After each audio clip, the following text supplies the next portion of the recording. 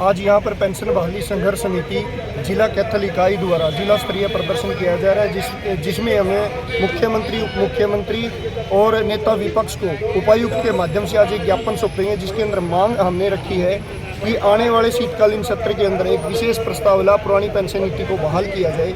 अगर सरकार पुरानी पेंशन नीति को बहाल नहीं करती तो आने वाली 26 फरवरी को बजट सत्र के दौरान हम विधानसभा और मुख्यमंत्री आवास का घेराव करने जा रहे हैं। अगर सरकार उसके बाद भी नहीं मानती तो हमारे बड़े कदम, जो आर पार की लड़ाई हम सरकार के खिलाफ लड़ेंगे, उसमें चाहे हमें सरकार का किसी भी तरह का विरोध करना पड़े, धरने करने पड़े, रैलियां करने पड़े, सरकार का घेराव करना पड़े, हर कदम की तरफ हम बढ़ने को तैयार रहेंगे। पेंशन देने के लिए क्या सरकार के पास बजट नहीं है, किस लिए पेंशन? देखिए, ऐसा नहीं है, बजट का कोई विषय ही नहीं है। पेंशन के लिए बजट की ना समस्या थी, ना है और ना रहेगी।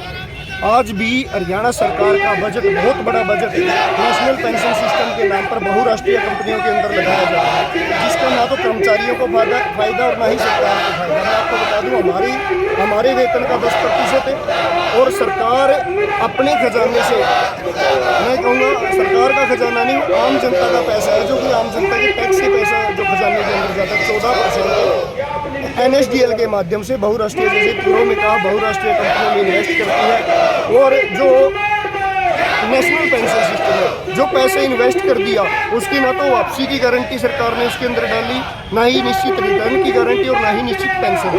आज हमारा कर्मचारी जो रिटायर हो रहा है 15 से 16 साल की सर्विस के बाद, किसी की 1200, किसी की 1400, किसी को 1800 रुपये पेंशन बढ़ रही है। और इसके विपरीत हरियाणा के अंदर आज बुढ़ापा पेंशन भी 2500 रुपये है।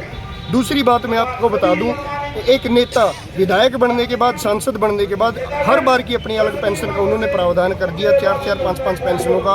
आज बहुत सारे नेता हरियाणा के अंदर ऐसे हैं जो 2.5-2.5, 3-3 लाख रुपए महीने की पेंशन ले रहे हैं, और पीछे अगर उनका फाइनेंशियल बैकग्राउंड देखें तो अरबों खरबों पति हैं, उनको पेंशन की जरूरत भी नहीं है। दूसरी बात, सरकारी विभाग के अंदर जितने काम करने वाले कर्मचारी हैं वो गरीब किसान के, मजदूर के, दुकानदार के, आम आदमी और मध्यम वर्गीय परिवार के बच्चे हैं। और सरकारी नियमों में बंधे होने के कारण 30 से 35 साल जब वो सरकार की सेवा करते हैं तो उन्हें अन्य किसी तरह का व्यवसाय करने की भी पाबंदी होती है। इसलिए पेंशन का प्रावधान संविधान द्वारा केवल कर्मचारियों के लिए किया गया था, लेकिन लोकतांत्रिक व्यवस्था में नेताओं ने अपने स्वार्थ के लिए अपनी पेंशनें तो शुरू कर दी, और जो पूंजीपति व्यवस्था की तरफ बढ़ते हुए पूंजीपतियों के लिए नेशनल पेंशन सिस्टम लागू किया। उसी का हमारा विरोध है कि इस अन्याय को खत्म कर जल्द से जल्द हरियाणा प्रदेश के अंदर पुरानी पेंशन बहाल करे। पेंशन बहाली संघर्ष समिति और national movement for old pension scheme के प्रयास से, जैसा कि आपको पता है, जब 2018 में हमने अपना आंदोलन शुरू किया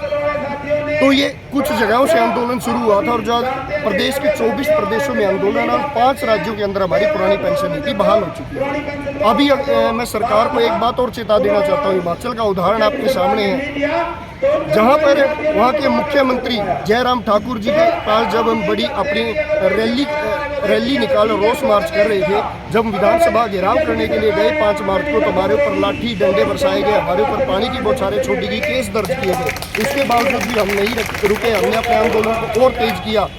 और सरकार को हमने उस समय मुख्यमंत्री जी को एक बात कही थी कि या तो आप हमारी पुरानी पेंशन बहाल कर दो, नहीं तो हम सत्ता से बाहर करके आपको पुरानी पेंशन बहाल करवाएंगे। और वहाँ पर हमने नहीं कहा कि हमने सत्ता परिवर्तन किया। यह आपका मीडिया है, जो नेशनल मीडिया है या हमारा प्रिंट मीडिया है, वो हर जगह ये बात करे। और बीजेपी के बहुत सारे नेता, कल भी मैं कुछ अखबारों में खबर पढ़ रहा था, तो बहुत सारे मंत्री और नेता जो हार गए बीजेपी के, उन्होंने ये बात कही कि अगर मुख्यमंत्री समय रहते कर्मचारियों की पुरानी पेंशन बहाल कर देते तो आज हमें हार का सामना नहीं करना पड़ता। तो ये खुद मान रहे हैं, और यही चेतावनी हम हरियाणा सरकार को देते हैं, या तो पुरानी पेंशन बहाल करे, नहीं तो आने वाले समय में कर्मचारी अपनी इस मांग के लिए इतना मजबूत और एकत्रित हो जाएगा कि आपके लिए मुश्किलें खड़ी। क्यों नहीं करना चाहती? देखिए, मैंने जैसे कि कहा, सरकार की मंशा सीधी है। सरकार पूंजीवादी व्यवस्था की तरफ बढ़ रही है, हर तरफ निजीकरण किया जा रहा है। और 2004 के अंदर सबसे पहले पेंशन का निजीकरण किया गया था। उसका रीजन था,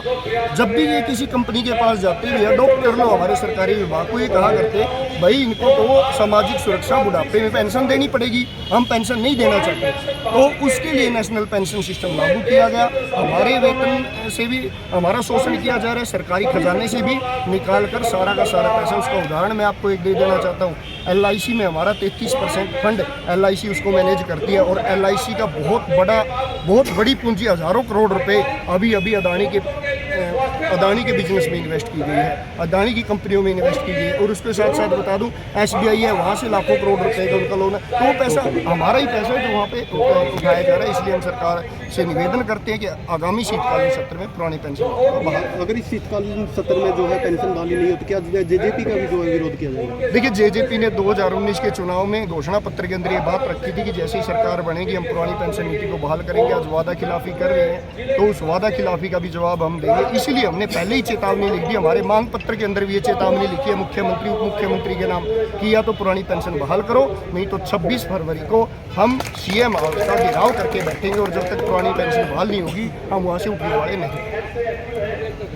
राज्य महास्थिर सर, आज किस मुद्दे को लेकर यहाँ पहुँचे? आज देखिए, पुराने जो कर्मचारियों की एक बहुत ही लंबी और न्यायपूर्ण मांग है पुरानी पेंशन, उसको के माध्यम से हमें माननीय मुख्यमंत्री उप मुख्यमंत्री जी और प्रतिपक्ष नेता को ज्ञापन देने के लिए उपस्थित हुए हैं कि शीतकालीन सत्र जो होगा अभी इसी के दौरान हमारी पुरानी पेंशन जो राजस्थान की तर्ज पे छत्तीसगढ़, आपका झारखंड और हमारा पड़ोसी राज्य है जो पंजाब है, इनकी तर्ज पर इनसे सीख लेकर पुरानी पेंशन बहाल करें।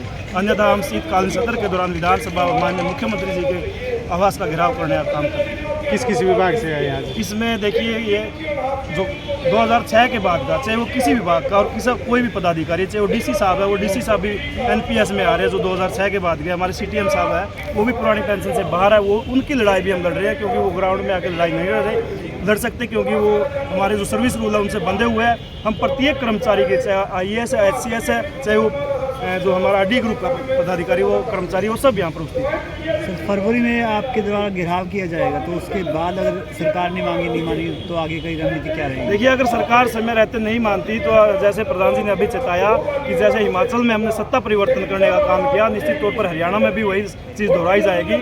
आप देखोगे जो हिमाचल का रिजल्ट आया उसमें कम से कम 12 विधायक ऐसे जो 500 से 700 वोटों से हारे हैं, और वो पोस्टल बैलेट पेपर से हार हुई है उनकी। वो कर्मचारियों को पोस्ट बैलेट पेपर थे, उन्होंने स्वयं BJP के नेताओं ने माना कि हमने जो पेंशन का मुद्दा था उसे सीरियस नहीं लिया। अगर हम इसे सीरियस लेते, अगर माननीय मुख्यमंत्री इसको बहाल करते तो हमारी सत्ता नहीं जाती। वही हरियाणा में भी असर होगा।